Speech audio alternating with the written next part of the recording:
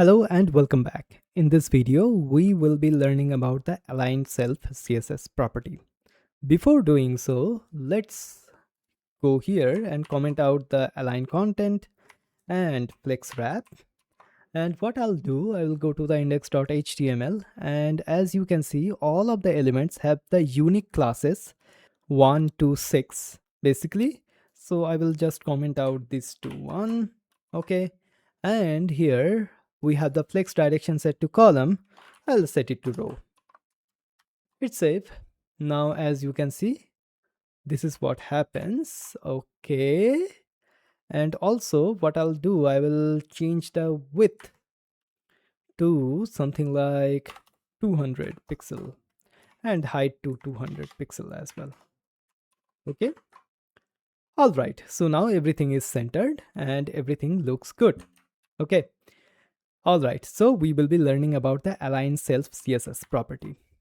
So if I go to the documentation here, basically align self is the align items CSS property, but for the individual elements.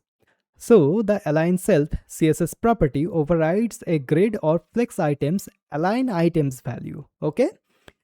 In grid, it aligns the items inside of the grid area. In Flexbox, it aligns the item on the cross axis. Okay, so we have learned about the align items before, right? So this is basically the align items, but we have granular control over each of the elements.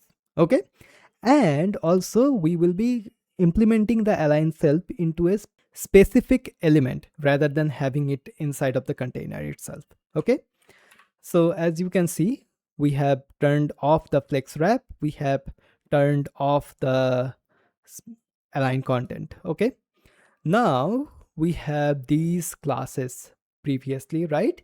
So for this one, for example, what I want to do here is that I want to move the second element, which is this one, the red one, to the top. How I can do that? So what is the main axis? The main axis is going from left to right. So what is the cross axis? Which is from top to bottom. Okay, so I want to align this particular element on the top of the cross axis. So how I can do that? I can do that by using the align self CSS property, and we can do something like flex start. If I save that, now as you can see, it is on the top. Then we can do something like flex end as well. Okay, and it will be at the bottom currently right now. Okay, then what I can do something like align self to stretch. Okay, hit save. Okay, wait a minute, that didn't work out. Why it did not work out? Do you have any idea? It did not work out because we are having a specific height and the width inside of this box, right? So if I just set the height to something like auto for this particular element, not for all of the element, but for this particular element which has the class up to, in case if you do not remember, this is the element. Okay, all right, if I just do that and go to the browser, as you can see, it is now stretching across the cross axis. Okay, so this is that. Now what I'll do, I'll get rid of the height auto. I don't want that. And we can have some other values as well.